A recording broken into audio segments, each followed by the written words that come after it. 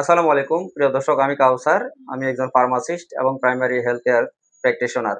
আমাদের সামনে উপস্থিত আছেন doctor Tareq sir. Sir Dhaka medical college হসপিটালে শিশু সার্জারিতে কর্তব্যরত আছেন। বর্তমানে অনেক বাচ্চার সার্কামসিশন মুসলমানের নিয়ে অনেক ভয় আতঙ্কে থাকে। অনেক সময় গ্ল্যান্ড কাটে ফেলে, ব্লিডিং হয়, বন্ধ করতে পারে না। হাজমরা অনেক সময় বিভিন্ন জায়গাতে মুসলমানি করে থাকে। তো আপনার কাছে ঢাকা মেডিকেলে আপনি আছেন। তো যেখানে কোনো বাংলাদেশে কোনো সমস্যার সমাধান বড় ধরনের জটিল সমস্যা হয় তখন ঢাকা মেডিকেলে রেফার করে।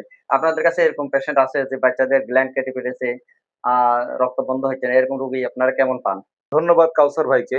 খুবই সুন্দর একটি বিষয় আজকের ভিডিওতে তুলে ধরার জন্য।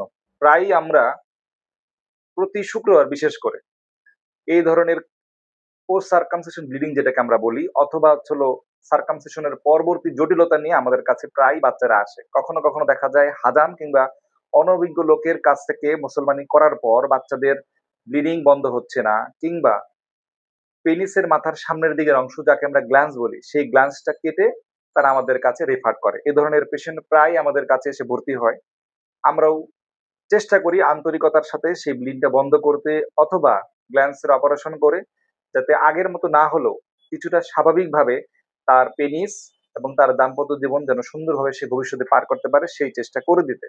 এখন এক সার্কামসিশন বা মুসলমানির মূল দায়িত্বটা একজন শিশু সার্জারির কাছে অবশ্যই আসা উচিত। বাচ্চাদের নিয়ে অভিভাবকদের অবশ্যই এই ব্যাপারে 2026 সালে এসেও যদি তাদের এই জ্ঞানের এই স্বল্পতা থাকে তাহলে আসলেই আশঙ্কাজনক। কারণ প্রায়শই দেখা যায় এই অনভিজ্ঞ লোকদের কাছ থেকে এই সার্কামসিশন করার কারণে বাচ্চাদের জীবন ক্ষতিগ্রস্ত হচ্ছে।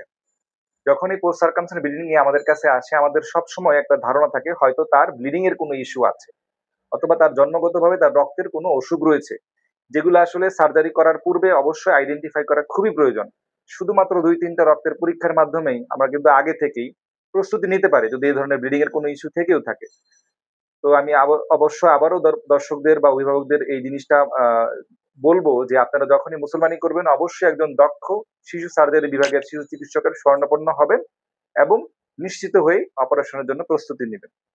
স্যার আমাকে মাঝে, মাঝে ঢাকা মেডিকেলে কিছু সার্জারি ভিডিও দেখায়। তখন আমি চিন্তা করলাম যে এগুলো নিয়ে আসলে মানুষকে সচেতন করা।